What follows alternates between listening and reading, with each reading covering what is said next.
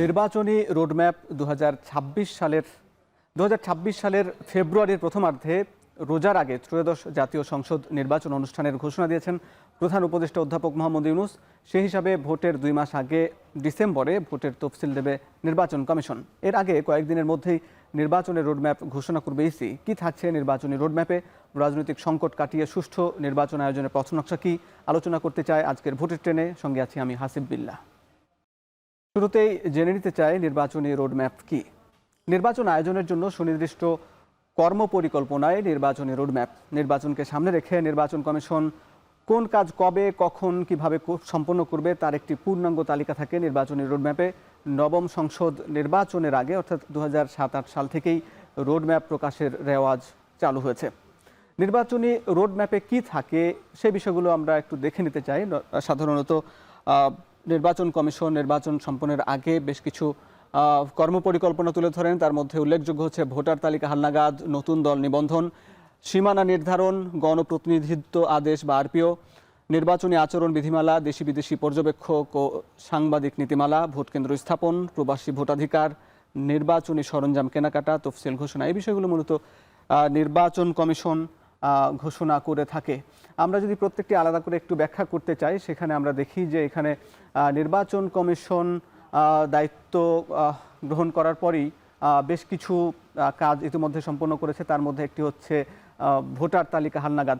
Voter তালিকা হালনাগাদ এখন পর্যন্ত সারা দেশের মোট ভোটার এখন পর্যন্ত 12,61,00,000 এবং এখানে নতুন ভোটার যুক্ত হয়েছে, যেটি মূলত এই বছরেই 10 তারিখ, এই আগস্ট মাসের 10 তারিখ এই ভোটার তালিকাটি হালনাগাদ করা হয়েছে। সেখানে নতুন ভোটার 45,71,000 এবং সেখান থেকে কিছু ভোটার বাতিল হয়েছে, যারা মারা গেছেন বা বিভিন্ন কারণে তাদের ভোটার তালিকা থেকে বাদ পড়েছেন। এরকম সংখ্যা হচ্ছে 21,32,000 এবং এটির চূড়ান্ত তালিকা আগামী 31 আগস্ট প্রকাশ করা হবে এবং সম্পূরক তালিকা প্রকাশ করা হবে অক্টোবরে।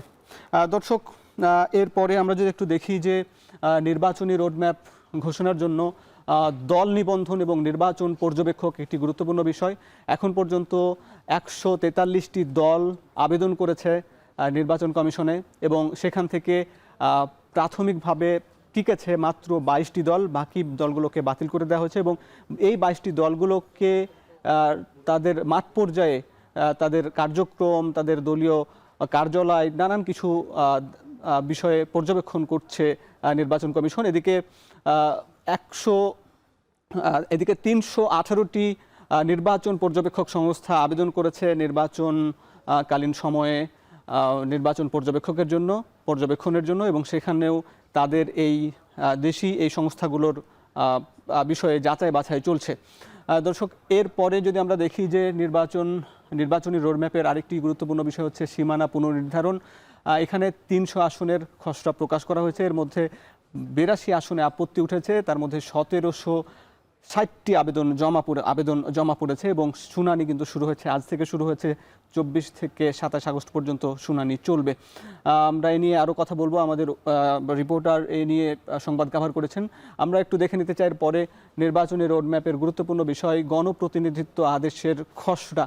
সেখানে গণপ্রতিনিধিত্ব আদেশ খসড়া ইতিমধ্যে প্রকাশিত হয়েছে এবং সেখানে মোট 44টি সংস্কার প্রস্তাব চূড়ান্ত করা হয়েছে। এর মধ্যে নির্বাচন বাতিলের ক্ষমতা নির্বাচন কমিশন রাখতে পারে এরকম একটি বিষয় বিধান এখানে যুক্ত আছে এবং না ভোটের প্রবর্তন করা হয়েছে। যদি ওই আসনে একাধিক কোনো প্রার্থী না থাকে তাহলে বিনা প্রতিদ্বন্দ্বিতায় সে প্রার্থী জিতে আসতে পারবে না, সেক্ষেত্রে না ভোটের প্রবর্তন করা হয়েছে এবং আইন প্রয়োগকারী সংস্থা হিসাবে সশস্ত্র বাহিনী অর্থাৎ সেনাবাহিনী, নৌবাহিনী এবং বিমান বাহিনীকে অন্তর্ভুক্ত করা হয়েছে। কোস্টগার্ডও অন্তর্ভুক্ত থাকবে।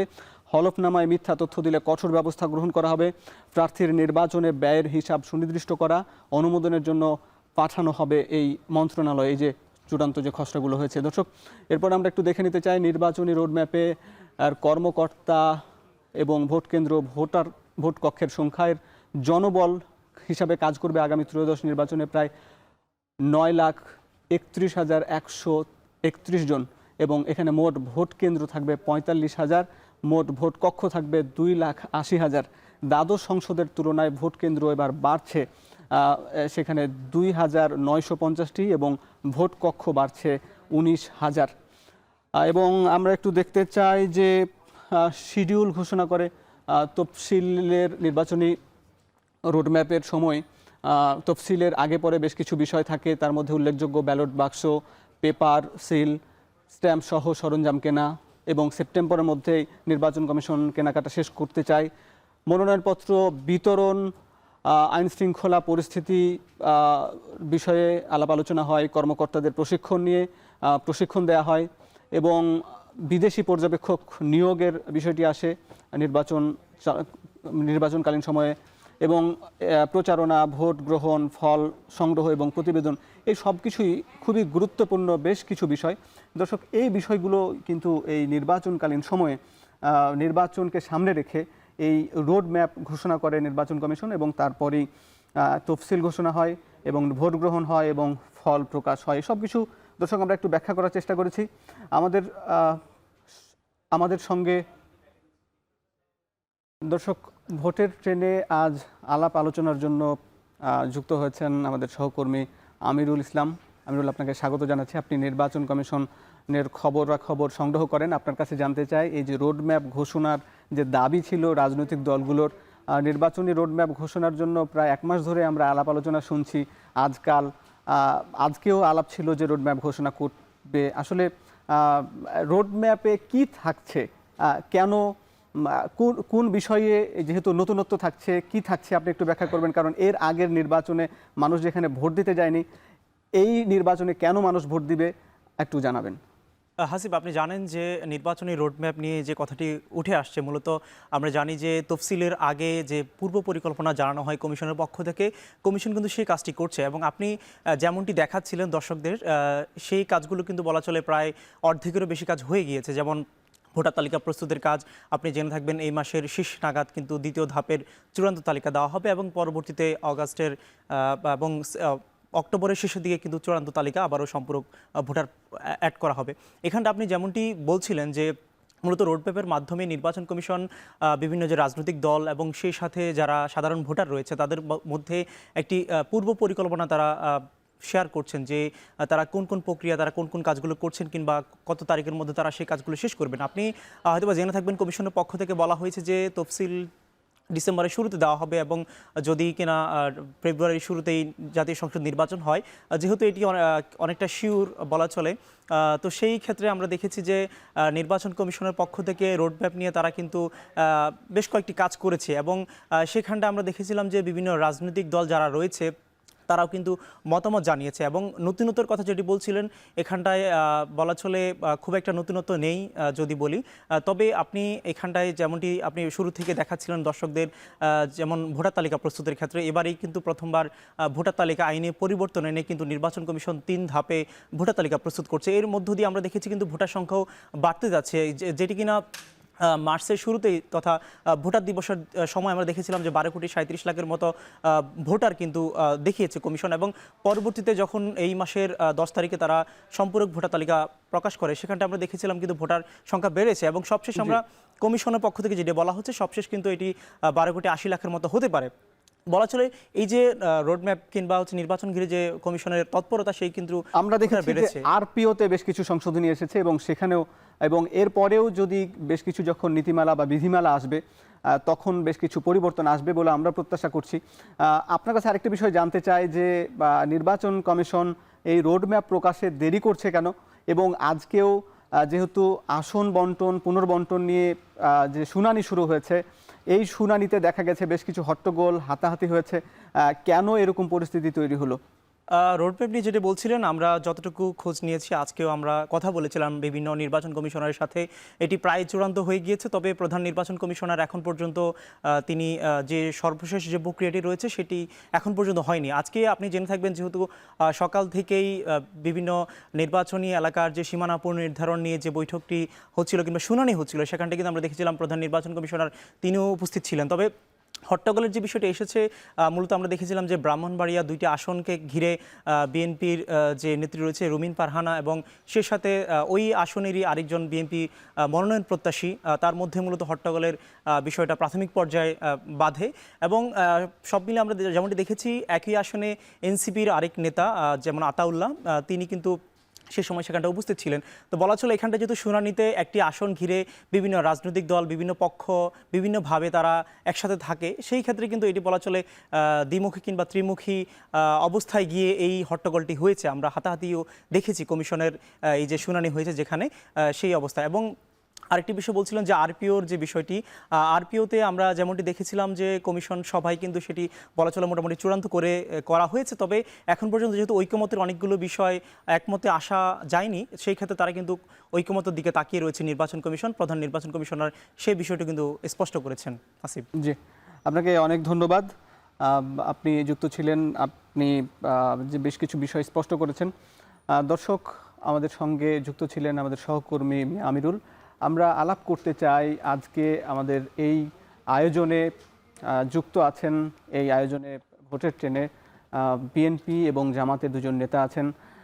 বিএনপির চেয়ারপারসনের উপদেষ্টা হারুনুর রশিদ আছেন এবং একই সঙ্গে জামাতের ঢাকা মহানগর দক্ষিণের নায়েবে আমির ডক্টর হেলাল উদ্দিন আমাদের এই সরাসরি যুক্ত আছেন। আপনাদের দুজনকে স্বাগত জানাচ্ছি আজকের আয়োজনে। আমরা নির্বাচনী রোডম্যাপ নিয়ে আলাপ করছি, পাশাপাশি রাজনৈতিক এবং সংস্কার, নির্বাচন সবকিছু বিষয়গুলো নিয়ে আমরা আলাপ করব। শুরুতেই হারুন ভাইয়ের কাছে যাই। আমরা একটু হারুন ভাই, আপনার কাছে জানতে চাই, এই যে নির্বাচনী রোডম্যাপ ঘোষণা হতে যাচ্ছে এবং আপনারাও নির্বাচন নিয়ে অনেক আগে থেকে বলছিলেন যে দ্রুত নির্বাচনের তারিখ দিতে হবে, দ্রুত নির্বাচনের রোডম্যাপ ঘোষণা করতে হবে, এই যে সবকিছু যে প্রক্রিয়াগুলো এগোচ্ছে, এই বিষয়ে বিএনপি কতটা সন্তুষ্ট? ধন্যবাদ আজকের আমাকে এই নির্বাচনী রোডম্যাপ নিয়ে আলোচনায় অংশগ্রহণের সুযোগ দেওয়ার জন্য। এখন টেলিভিশনকে আপনার আগামী জাতীয় নির্বাচন নিঃসন্দেহে অত্যন্ত গুরুত্বপূর্ণ এবং এই নির্বাচনকে অবাধ, সুষ্ঠু, নিরপেক্ষ, গ্রহণযোগ্য, অংশগ্রহণমূলক করার জন্যে আমাদের সর্বাত্মক উদ্যোগ এবং প্রচেষ্টা থাকবে। আমি গত ষষ্ঠ, সপ্তম, অষ্টম, নবম এবং 11তম পার্লামেন্ট নির্বাচনে অংশগ্রহণ করেছি এবং পঞ্চম সংসদ নির্বাচনেও নির্বাচনে প্রার্থীদের জন্য নির্বাচনে কাজ করেছি।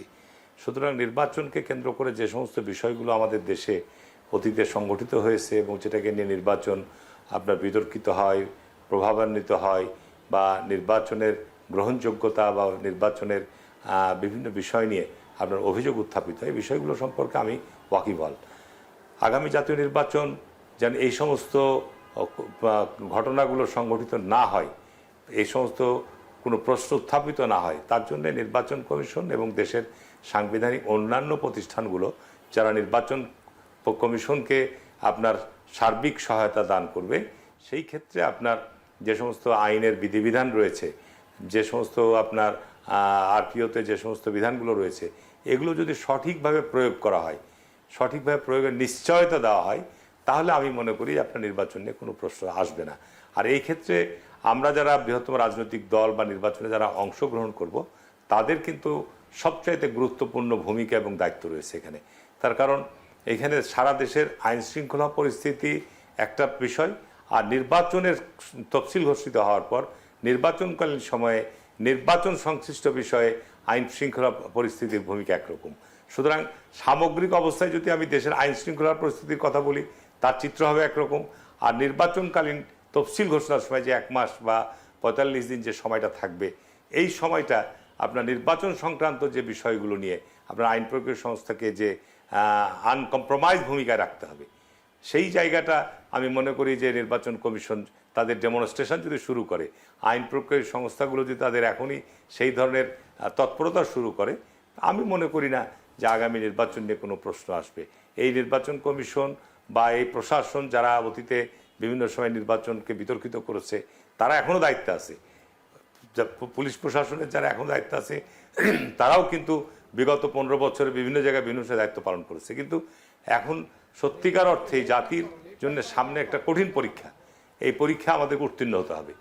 এই পরীক্ষা উত্তীর্ণ হওয়ার জন্যে আমি মনে করি নির্বাচনটাকে অবাধ, গ্রহণযোগ্য, সুন্দর করার জন্যে আমরা যারা নির্বাচনী স্টেক হোল্ডার আছি, যারা অংশগ্রহণ করব, তাদের যেমন একটা বড় ভূমিকা এবং দায়িত্ব রয়েছে, পাশাপাশি আপনার এখানে অন্যান্য যারা নির্বাচন কমিশনের এই কর্মকাণ্ডকে সফলভাবে বাস্তবায়ন করার জন্য কাজ করবে, তাদের তো স্বাভাবিক কারণেই তারা দায়িত্ব পালনের জন্য সাংবিধানিকভাবে দায়বদ্ধ। তো আমি মনে করি যে ইতিমধ্যে আপনার নির্বাচন কমিশন যাত্রা শুরু করেছে, নির্বাচনের ট্রেন কিন্তু ইতিমধ্যেই চালু হয়েছে। অতি সত্বর আপনার নির্বাচনের রোডম্যাপও হয়তো ঘোষণা হবে এবং রোডম্যাপের পরে তফসিল ঘোষণা হবে, কবে নমিনেশন পত্র জমা প্রত্যাহার এবং আরপিওর মধ্যে যে খসড়া সংশোধনীগুলো এসছে, আমি সেগুলো অনেকগুলো ক্ষেত্রে আমি বলবো ইতিবাচক, তবে আরও সুস্পষ্ট হওয়া দরকার। যেমন আপনার হলফনামার ক্ষেত্রে কতগুলো বিষয় অত্যন্ত স্পষ্ট হওয়া দরকার যে আপনি সম্পদের যখন আমরা হিসাব দাখিল করব, সেই ক্ষেত্রে যদি পরবর্তীতে পরিলক্ষিত হয় যে সম্পদের হিসাবের ক্ষেত্রে গড়মিল আছে, সেই ক্ষেত্রে আপনার সেই নির্বাচন বাতিল করে দিতে হবে। অর্থাৎ আরপিওতে তথ্য গোপন করা যাবে না। সেটাই আছে এখন পর্যন্ত, তথ্য গোপন করা যাবে না। এই আরপিওর মধ্যে এই সমস্ত বিষয়গুলো যদি আমরা, আমাদের আইনের প্রচুর আইন আছে, কিন্তু আইন প্রয়োগের ক্ষেত্রে আমাদের দুর্বলতা আছে। এই দুর্বল জায়গাগুলো যদি আমরা ঠিক করে ফেলতে পারি, আমি মনে করি যে ইনশাল্লাহ নির্বাচন নিয়ে কোনো প্রশ্ন থাকবে না। আপনাকে ধন্যবাদ। আমরা একটু ডক্টর হেলাল উদ্দিন ভাইয়ের কাছ থেকে শুনে আসি, জামাতের নায়েবে আমির, ঢাকা মহানগর দক্ষিণ। আপনার কাছে কি মনে হয় হেলাল ভাই, এই যে আপনারাও তো নির্বাচনের প্রচারণায় বেশ এগিয়ে এখন পর্যন্ত দেখা যাচ্ছে, কিন্তু এই সরকার বা নির্বাচন কমিশন যে উদ্যোগগুলো নিচ্ছে এখন পর্যন্ত সঠিক পথে আছে কিনা আপনার কাছে কি মনে হয়? একই সঙ্গে হারুন ভাই যেটি বললেন, আইন শৃঙ্খলার পরিস্থিতির যে অবস্থায় আছে সেটি আসলে সুষ্ঠু নির্বাচনের জন্য কতটা সহায়ক হবে বলে মনে করেন? জি, ধন্যবাদ এখন টিভিকে আজকের এই অনুষ্ঠানে আমাকে আমন্ত্রণ জানানোর জন্য। আমার সহ আলোচক যিনি আছেন, আমি হারুন ভাইকেও ধন্যবাদ জানাচ্ছি। তো আমি প্রথমে বলতে চাই, বাংলাদেশ জামাত ইসলামী একটি নির্বাচনমুখী দল। জি বলেন, আমরা শুনতে পাচ্ছি। ইকো আসতেছে কেন? আচ্ছা, বাংলাদেশ জামাত ইসলামী একটি নির্বাচনমুখী দল। আমরা সকল সময় নির্বাচনে অংশগ্রহণ, যে আমরা আপনাকে স্পষ্ট শুনছি, আপনি বলবেন কাইন্ডলি। অংশগ্রহণ করে থাকি। ওকে, দেখুন, বাংলাদেশে একটি সুন্দর, অবাধ, গ্রহণযোগ্য নির্বাচন হবে, এটাই আমরা চেয়েছিলাম। কিন্তু এখন পর্যন্ত আমাদের সন্দেহ, সংশয় আমরা দূর করতে পারছি না। কারণ জুলাই যে বিপ্লবটা হলো, এখানে 2000-এর মতো ছাত্র জনতা যেখানে শহীদ হলো, অসংখ্য ভাই আহত, অঙ্গহানি হয়েছে। আমরা মনে করেছিলাম ছাত্র জনতার যে চাহিদা, নতুন বন্দোবস্ত হবে, কিন্তু সরকার যে ঘোষণা দিয়েছিল সেই নতুন বন্দোবস্ত আমরা এখনও দেখতে পাচ্ছি না। জুলাই ঘোষণাপত্র এখনও আইনি কোনো ভিত্তি পায়নি। সংবিধানে যে চতুর্থ তফসিলে যদি এই জুলাই ঘোষণাপত্রকে স্থাপন না করা হয়, আইনি ভিত্তি না হয়, তাহলে এই জুলাই ঘোষণাপত্রের কোনো মর্যাদা থাকবে না। আমরা জানি 90-এর যে 3 দলের রূপরেখা এবং জামাত ইসলামী যে একটা স্বাক্ষর করেছিল, ঐক্যবদ্ধ স্বাক্ষর, সেই স্বাক্ষর পরবর্তীতে আমরা কোনো প্রয়োগ দেখি নাই। অর্থাৎ আইন না করার কারণে সেটার কোনো প্রয়োগ আমরা দেখতে পাই নাই। আজও যদি জুলাই ঘোষণাপত্র যদি সংবিধানে আমরা সন্নিবেশিত না করি, আইনে পরিণত না করি, তাহলে এর কোনো আমরা পরবর্তীতে ফলাফল পাব না। তো নির্বাচন কমিশন প্লাস অন্তর্বর্তী সরকার এই ব্যাপারে এখনও সুনির্দিষ্ট কোনো করে নাই, পদক্ষেপ নেয় নাই। আজকেও আমরা দেখেছি পত্রপত্রিকায় সিইসি বলেছেন যে পিআর সংবিধানে নেই। সংবিধানে তো অনেক কিছুই ছিল না, অনেক কিছু হয়েছে। শেখ হাসিনা তো 5 বছরের জন্য সংবিধান অনুযায়ী সে প্রধানমন্ত্রীর শপথ নিয়েছিল, কিন্তু এই জনগণ তাকে সেই শপথ অনুযায়ী তাকে 5 বছরের সুযোগ দেয় নাই, তাকে বিদায় করে ভারতে পালিয়ে যেতে বাধ্য করেছে। তাহলে সেই সংবিধান যদি আমরা জুলাই ঘোষণার মাধ্যমে আমরা সংস্কার না করি এবং আইনে পরিণত না করি, তাহলে আমাদের যে পুরাতন বন্দোবস্ত অনুযায়ী নির্বাচনটা হবে। আর পুরাতন বন্দোবস্ত অনুযায়ী, অর্থাৎ জেনেতন নির্বাচনের মাধ্যমে যদি কেউ সরকারে আসে, তাহলে আগের সেই ফেসিবাদ মাথাচাড়া দিয়ে উঠবে এবং আমাদের যে স্বপ্ন, শহীদদের সে স্বপ্ন বাস্তবায়ন হবে না। তাই আমরা আশা করব যে আমাদেরকে আশ্বস্ত করতে হলে এই জুলাই সনদের আলোকে আইনি বিধিবিধান করতে হবে এবং সেই আলোকেই যদি নির্বাচনী কার্যক্রম পরিচালিত হয় এবং আমাদের এখন থেকেই যদি আমাদের হারুন ভাই বলেছেন যে এখনকার আইন শৃঙ্খলা আর নির্বাচন ঘোষণা হওয়ার পর আইন শৃঙ্খলার পরিস্থিতি রাতারাতি পাল্টে যাবে। আসলে মর্নিং শোজ দ্য ডেজ, আমরা সকালের অবস্থা দেখেই সারাদিন কেমন যাবে সেটা বুঝতে পারি।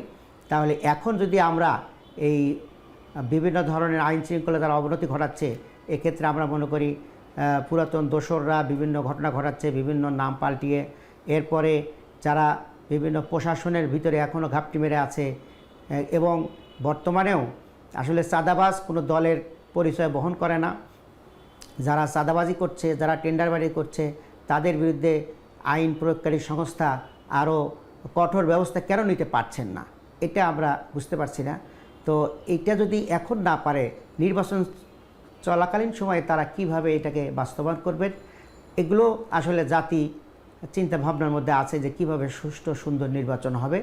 আমার মনে হয় সবার সহযোগিতায় সরকারকে আরও পরামর্শ দিয়ে তাদেরকে গাইড করে এবং জুলাই যে চেতনা, সেই চেতনা অনুযায়ী যদি তারা এই আইনকে তারা সংস্কার করে এবং যে বিচারটা চালু হয়েছে সেই বিচারটা আরও একটু দ্রুত গতিতে করে এবং এই যারা গণহত্যাকারী তাদের একটা শাস্তি হলে তাহলে পরবর্তীতে যারা এখনও বিভিন্ন ধরনের অপকর্ম করার চেষ্টা করছে তারা এগুলো থেকে বিরত থাকবে, এটা আমি মনে করছি। জি, আপনাকে ধন্যবাদ। হারুন ভাই বলেছেন যে আইন শৃঙ্খলার পাশাপাশি রাজনৈতিক দলের যারা নেতা আছেন বা সদস্য কর্মী তাদেরকেও এই সহযোগিতা করতে হবে, এগিয়ে আসতে হবে। এটি কিন্তু হারুন ভাইও বলেছেন। আশা করছি রাজনৈতিক দলগুলো এই জায়গায় এগিয়ে আসবে। আপনারা থাকুন, আমরা আরও আলাপ করব এই বিষয়গুলো নিয়ে। দর্শক, ভোটে টেনে নিচ্ছে একটা বিরতি, ফিরছি একটু পরে।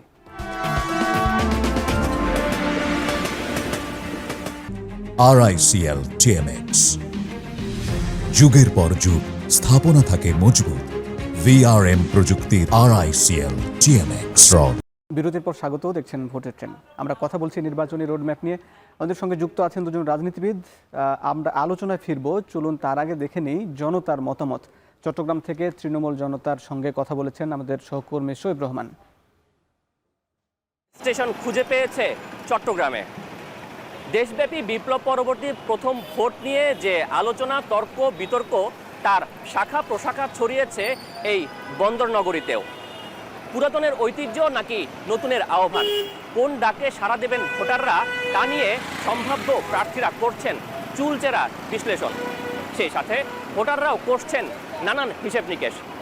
চলুন ভোটের ট্রেনের আজকের এই পর্বে বন্দর নগরীর ভোটাররা কি ভাবছেন তা জেনে আসা যাক। বৈষম্য বিরোধী ছাত্র আন্দোলনের পর যেই পরিবর্তনটা হয়েছে, সেক্ষেত্রে আমি অনেকটাই আশাবাদী যে হয়তোবা ফেব্রুয়ারির মধ্যে পরিবর্তন বা ভোট যেটা হওয়ার কথা সেটা হতে পারে। আমার মনে হয় এই সরকার নির্দিষ্ট সময়ের মধ্যে নির্বাচন অনুষ্ঠিত করতে পারবে এবং সেটা হয়তো জনগণের কাছে একটা সুন্দর, সুষ্ঠু এবং নিরপেক্ষ নির্বাচন হবে বলে আমি এখনো আশাবাদী। যারাই আসবে অধিনায়ক হিসেবে কিংবা আমাদের আইডল হিসেবে দেশের, তারাই সংস্কারটা চালিয়ে যেতে পারবে এবং আমি মনে করি আপাতত একটা ভোট হয়ে যাওয়াটা ভালো। বর্তমান অন্তর্বর্তীকালীন সরকারের স্বাভাবিকভাবে একটা প্রধান দায়িত্ব পড়েছে একটা সুষ্ঠু নিরপেক্ষ নির্বাচন দেওয়ার।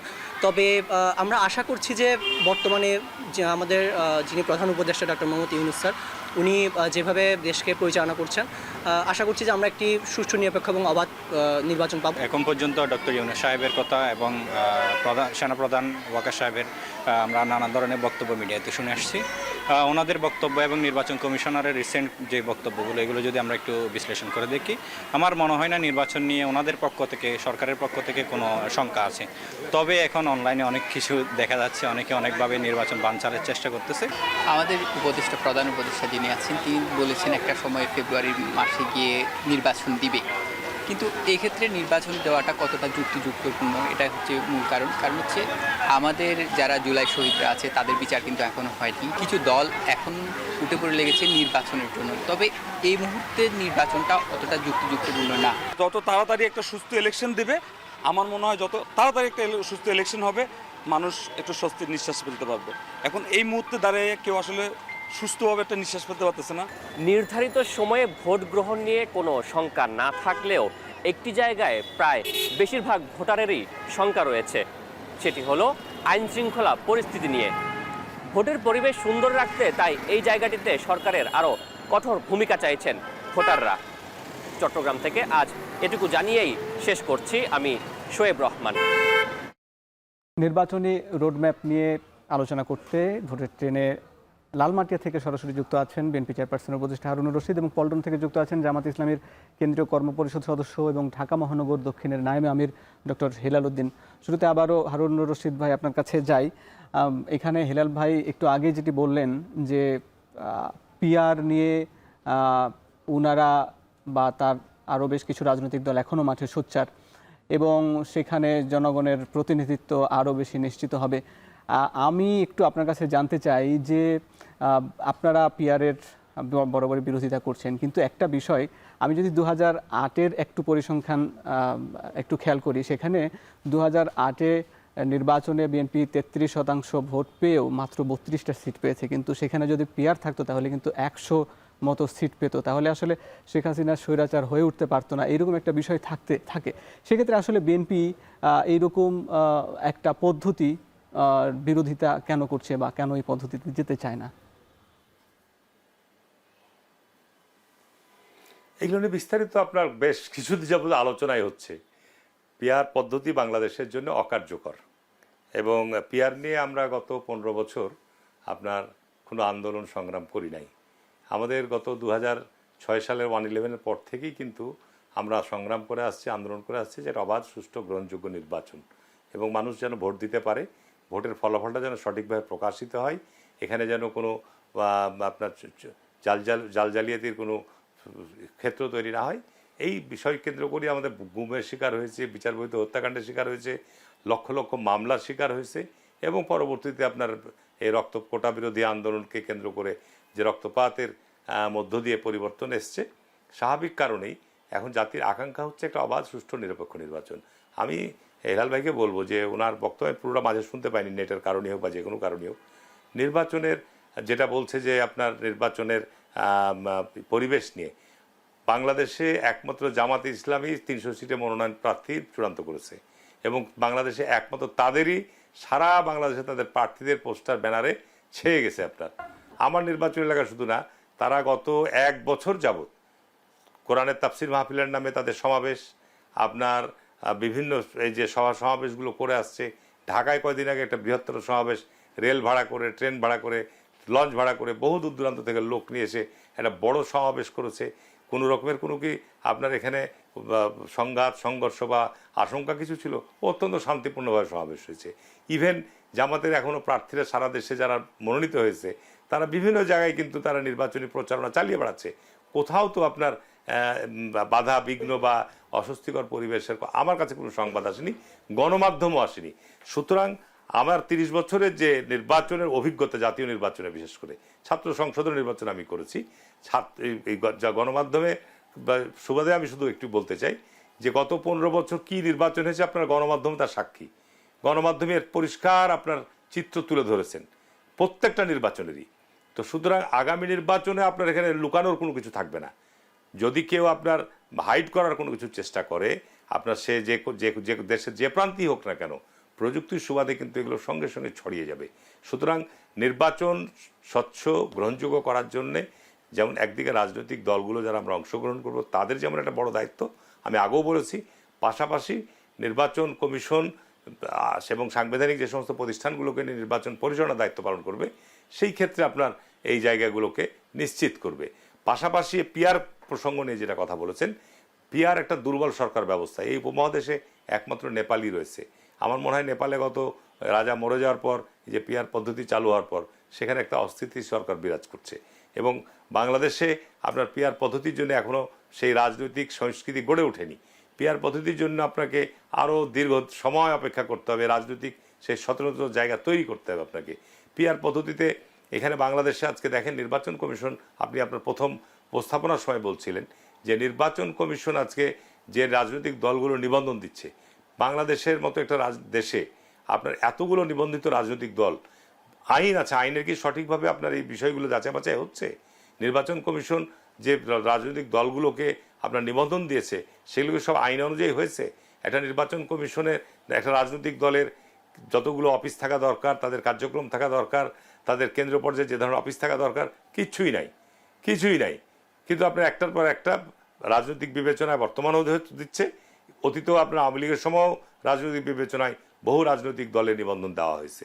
এগুলো বিভিন্ন উদ্দেশ্য থাকে। আপনি লক্ষ্য করেছেন যে গত 24-এর নির্বাচন, 18-র নির্বাচন, এইসব নির্বাচনের সময় যখন 14-র নির্বাচন আমরা যখন সবাই নির্বাচন বর্জন করলাম, তখন আপনার বিগত ফ্যাসিবাদী শাসকরা বলেছে, আরে বাংলাদেশে তো 40টা নিবন্ধিত দল, 30টা তো নির্বাচনে অংশগ্রহণ করেছে। এই সমস্ত কথা বলে আপনার এই যে নিবন্ধিত দলের সংখ্যা বৃদ্ধি করা, এগুলো আপনার জায়েজ করার জন্যে আজকে পিআর পদ্ধতি নিয়ে আপনার কথা বলা হচ্ছে। পিআর পদ্ধতির সুবিধা অসুবিধার দিকগুলো যারা কথাগুলো বলছেন তাদেরকে ভাবতে হবে যে পিআরের সুবিধা কি অসুবিধা কি। জি, আমি একটু বাংলাদেশে গত 50 বছর না, পাকিস্তান আমাদের নির্বাচন হয়ে আসছে পিআর পদ্ধতির, আমি বলে নেই ভাই, পিআর পদ্ধতির ক্ষেত্রে দেখেন যে পিআর পদ্ধতিতে আপনার কোনো স্থানীয় প্রতিনিধি থাকবে না, কিন্তু বাংলাদেশে প্রত্যেক জায়গায় নির্বাচনী এলাকা রয়েছে। আপনার এখানে সংবিধান সংশোধনের প্রশ্ন আসতে হবে। আপনি দলের প্রতীকে ভোট দিবেন, কিন্তু ওই এলাকায় আপনার প্রতিনিধিত্ব করবে কে? ওই এলাকায় জনগণের প্রতি দায়বদ্ধতা থাকবে কার? এই বিষয়গুলো তো আপনার আমাদের দেশের গণতান্ত্রিক কালচারের সাথে গত 100 বছর, শতাব্দী ইউনিয়ন পরিষদে পিআর আছে, আপনার উপজেলাতে পিআর আছে, তাহলে তো আপনাকে পিআর পদ্ধতি যেতে গেলে সব জায়গায় পিআর পদ্ধতি যে নিয়ে আসতে হবে। এটা আপনার যৌক্তিক না, এটা একেবারেই অযৌক্তিক। আমাদের বাংলাদেশ, আমি এই পর্যায়ে একটু ডক্টর হেলাল উদ্দিনের সঙ্গে আলাপ করতে চাই। ডক্টর হেলাল উদ্দিন, আপনার কাছে একটু জানতে চাই যে এই যে আন্দোলন সংগ্রাম 15 বছর ধরে যে হয়েছে, সেখানে কিন্তু পিআর নিয়ে আপনারা কথা বলেননি, এবং এর আগেও 90, 96, 2008-এ নির্বাচনে অংশগ্রহণ করেছেন, সেখানেও পিআর ছিল না, এবং বিশ্লেষকরা বলছেন যে এখানে একটু অস্থিতিশীল সরকার তৈরি হতে পারে। তাহলে এই বিষয়টা নিয়ে কেন এখন, যেহেতু নির্বাচনী ট্রেনে উঠে গেছে, নির্বাচন ভোটের ট্রেনে উঠে গেছে, কেন এখনো পিআর নিয়ে আপনারা আছেন বলবেন? জি, দেখুন, আমাদের দুর্ভাগ্য, আমরা 91 সালে তত্ত্বাবধায়ক সরকারের মাধ্যমে যে সুফলটা পেলাম, সেটা যখন সংসদে বিল উত্থাপন করা হলো, তখন আমাদের এই হারুন ভাইদের দল, ওনারা এইটাকে আর বুঝতে পারলেন না যে এটা বাংলাদেশে চলে না। কেমন বলছে, নিরপেক্ষ লোক শুধুমাত্র শিশু এবং পাগল ছাড়া আর কেউ নাই। এই কথাটা ওনারা যদি সংসদে মানিয়ে নিতেন, তাহলে কিন্তু পরবর্তী এই ধরনের আন্দোলন সংগ্রাম সহিংসতা হতো না। একটা পর্যায়ে ওনারা বুঝলেন যে না, কেয়ারটেকার সরকার বাংলাদেশে দরকার, না হলে হবে না, এবং পরবর্তীতে সেটা সংবিধানে আসলো। পরবর্তীতে আবার আওয়ামী লীগ এসে এটাকে আবার ধ্বংস করে দিল। এ হলো আমাদের দেশের একটা দুর্ভাগ্য।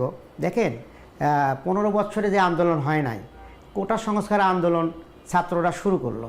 তাদের তো প্রথম দাবি ছিল কোটা সংস্কার, এরপরে সেটাতে আসলো 7 দফা, এরপরে আসলো 9 দফা, এরপরে আসলো সেটা 1 দফা।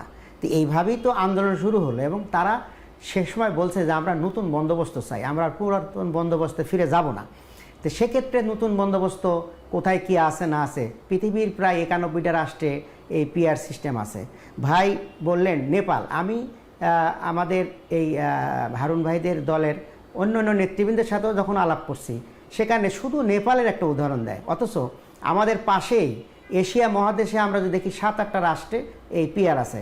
আমরা দেখি শ্রীলঙ্কার পিআর আছে, আমরা দেখি থাইল্যান্ডের পিআর আছে, জাপানের পিআর আছে, তাইওয়ানের পিআর আছে, দক্ষিণ কোরিয়ার পিআর আছে, আপনার হলো কুয়েতে পিআর আছে। এরকম অসংখ্য রাষ্ট্রে এশিয়া মহাদেশেই পিআর আছে।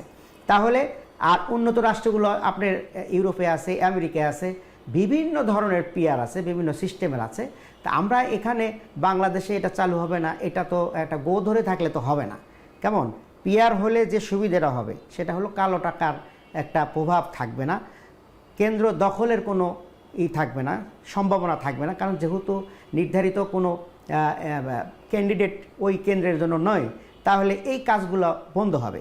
আর ভাই বলছেন যে নেতা কে হবে, আর ভাই এমপির কাজ তো আইন তৈরি করা, আইন ল মেকার হবে এমপিরা, আর জনগণের কাজ করবে হলো স্থানীয় সরকারে যারা কাজ করবেন তারা জনগণের কাজ করবেন। আমরা এখন জিনিসগুলোকে এমনভাবে গুলাই ফেলছি যে এমপির কাজ হলো রাস্তাঘাট উন্নয়ন, তাহলে স্থানীয় সরকারের কাজটা কী? তো এইভাবে একটাকে মানে ধূম্রজালের মতো সৃষ্টি করে দিয়ে যে আমরা যে নতুন বন্দোবস্ত সেই দিকে যাব না। দেশের উন্নয়নের জন্য, গণতন্ত্রকে টেকসই করার জন্যই পিআর সিস্টেম দরকার। আর 15 বছর করা হয়নি দেখেই যে আন্দোলন তো যারা ফলপ্রসূ করলো তারা তো একটা সিস্টেম আগে হঠাৎ সেটা আমরা দেখলাম জনগণ এখানে সবাই একসাথে হয়ে এই ফেসিবাদকে হটাই দিলাম। এখন আমাদের দরকার ছিল এই কাজগুলো করা। এরপরে হলো ভাই বলছেন যে নিবন্ধন, আমরা তো মনে করি যে নিবন্ধনের এই সিস্টেমটাই আসলে গণতন্ত্রের পরিপন্থী। আমার এই দেশের জনগণ প্রত্যেকটা নাগরিকের অধিকার আছে সভা সমিতি তারপরে দল করার, তাহলে আমরা কেন নিবন্ধনের মধ্যে তাদেরকে ফ্রেমে বন্দি করে রাখবো? যার জনপ্রিয়তা আছে জনগণের কাছে তিনি দাঁড়াইবেন, জনগণ তাকে ভোট দিলে সে এমপি হবেন, কিন্তু জনগণ তাকে ভোট না দিলে সে আসতে পারবে না। কিছু নিয়ম নীতিমালার মধ্যে থাকাটাও একটা বিষয়। এই পর্বে ডক্টর হেলাল উদ্দিন ভাইকে দিয়ে শুরু করি, জামাতের নায়েব আমির, ঢাকা মহানগর দক্ষিণ। আপনার কাছে জানতে চাই যে এই নির্বাচন, এই যে সংস্কারগুলো হলো, এখন ঐকমত্যে পৌঁছানো গেছে, আপনারা দাবি করছেন এটির আইনি ভিত্তির কথা। এখন আইনি ভিত্তির জন্য গণভোটের কথা বলছেন, কিন্তু আমরা দেখেছি এর আগেও যেসব বিষয়ে গণভোট হয়েছে কিংবা অধ্যাদেশ হয়েছে সেগুলো বাতিল হয়েছে। আমরা যদি পঞ্চম সংশোধনীর কথা বলি কিংবা ত্রয়োদশ সংশোধনীর, সেগুলোও কিন্তু বাতিল হয়েছে। আসলে যদি রাজনৈতিক দলগুলোর মধ্যে ঐক্য না থাকে তাহলে তো যে কেউ এসে বাতিল করে দিতে পারে। তাহলে কেন এই একটা বিষয়ের জন্য আপনারা দাবি তুলছেন, সভা সমাবেশ আন্দোলন করছেন? পরবর্তী সংসদেই কি এটা উত্থাপন হতে পারে না বা বাস্তবায়ন হতে পারে কিনা?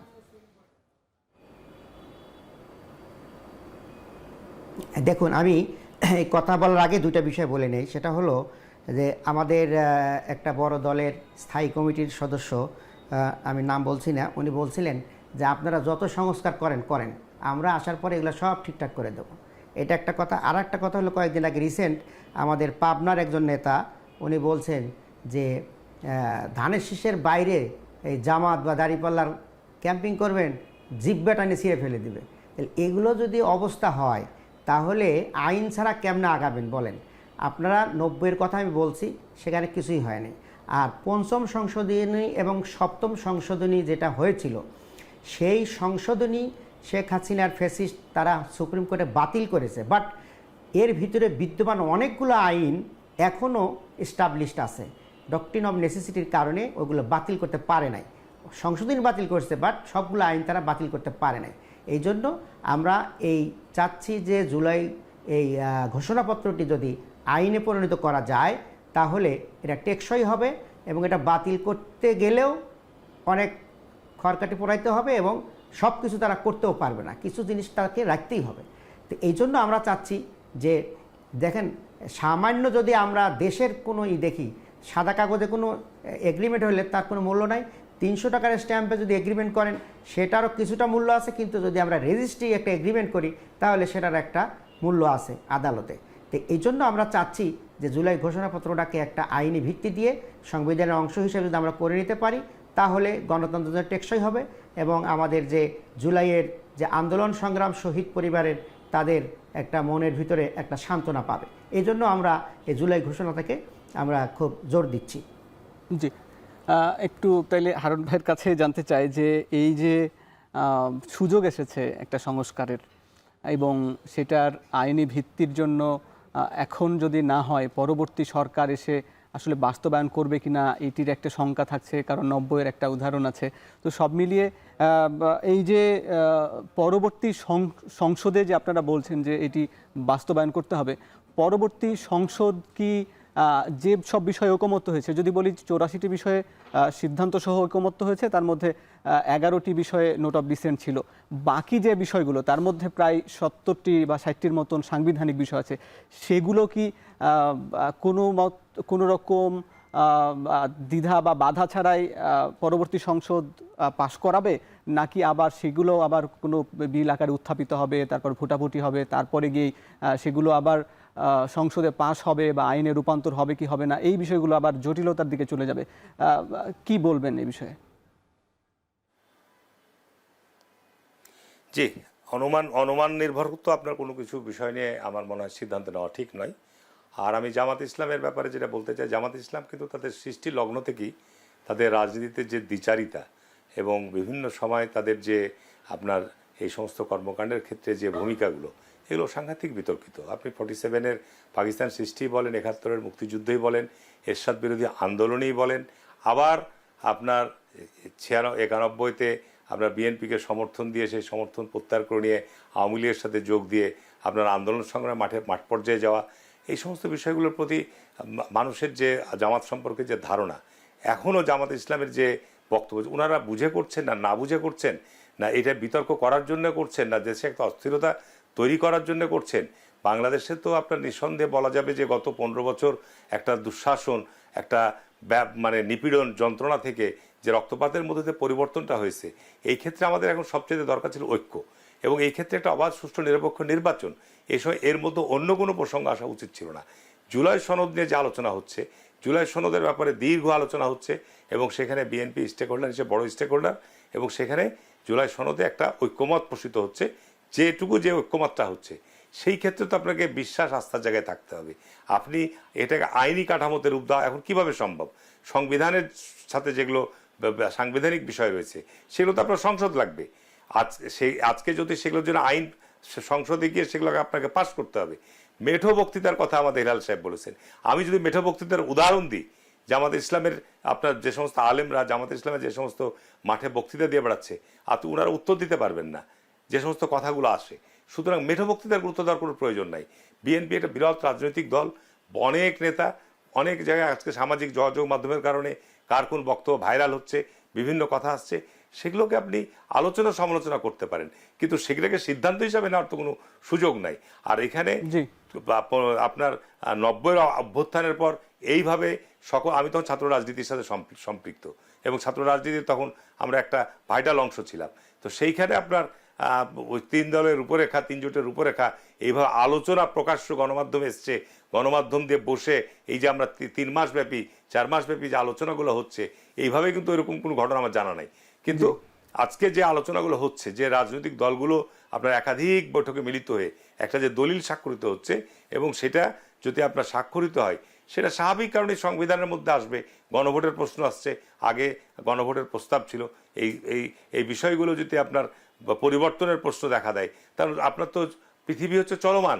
আজকে প্রযুক্তির যে উন্নতি সাধন হচ্ছে, আজকে প্রযুক্তির যে বিকাশ সাধিত হচ্ছে, প্রযুক্তির সাথে সংশ্লিষ্ট আইনেরও সংশোধন করা উচিত। আপনাকে ধন্যবাদ জানাতে হচ্ছে। আমাদের আসলে সময় প্রায় শেষ, এই মুহূর্তে আমাদেরকে এই অনুষ্ঠানটা শেষ করতে হচ্ছে। তবে আপনি যেটি বললেন যে আসলে মেঠো বক্তব্য দিচ্ছে বা জামাত ইসলামী বা অন্য, শুধু জামাত ইসলামী নয়, আরও অনেক রাজনৈতিক দলই কিন্তু এই বিষয়গুলোতে সোচ্চার, এবং রাজনৈতিক বিশ্লেষক যারা আছেন বা যারা সংস্কার চান, তারাও এই বিষয়ে অনেক কথাবার্তা বলছেন। আজকেও জাতীয় ঐকমত্য কমিশনের সঙ্গে বিশ্লেষক বা বিশেষজ্ঞদের সঙ্গে একটি বৈঠক হয়েছে। আসলে আলাপ আলোচনার মধ্য দিয়ে এই বিষয়গুলোর সমাধান হবে বলেও আমরা প্রত্যাশা করি, এবং তারপরই এই যে নির্বাচনী রোডম্যাপ এবং তারপর তফসিল এবং জাতীয় নির্বাচন অনুষ্ঠিত হবে বলেও আমরা প্রত্যাশা করি। এই ছিল আজকের ভোটের ট্রেনের আয়োজন। যারা দেখলেন সবাইকে ধন্যবাদ জানিয়ে শেষ করছি। শুভরাত্রি।